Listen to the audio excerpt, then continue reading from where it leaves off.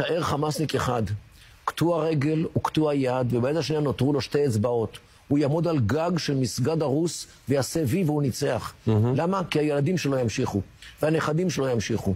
כי הוא נשאר, הוא שרד. ולכן זה תמימות הניצחון. צריך להבין פה, זה ראש אחר, זה קריטריונים אחרים לניצחון אבל הנה אנחנו רואים, אבל כן חמאסניקים נכנעים. זאת אומרת, יש חמאסניקים כמה לא נכנעו? וכמה נמצאים עוד במנהרות? תגיד לי אתה, כן, עם כלי נשק, אלפים רבים. בשביל לפצצת אותך. הסיפור הזה זה לא מה שרואים היום. פה הם רואים הרבה קדימה. אבל גם אנחנו רואים הרבה קדימה, סליחה. למה אנחנו מדברים על עם הנצח ועל הדרך הארוכה ועל הילדים שלנו שעוד ימשיכו להילחם? האמריקאים ייתנו לך גב לתמיד? האירופאים ייתנו לך גב לתמיד? החברה הישראלית תיתן לך גב לתמיד? אלה השאלות החשובות.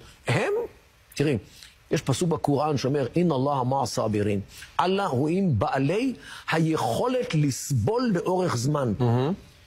תבין, סבר, אין לנו מילה כזאת בעברית, כי אין לנו מושג כזה בעברית.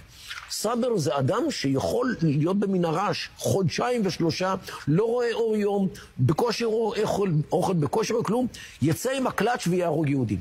למה? כי יש לו את היכולת לסבול לאורך זמן. הם חיים בתוך הבועה הישראלית. הם חיים למען אללה. אללה איתם. הם לוחמי ג'יהאד. אנחנו לוחמי חירות ישראל, ובסדר, אנחנו לא לוחמים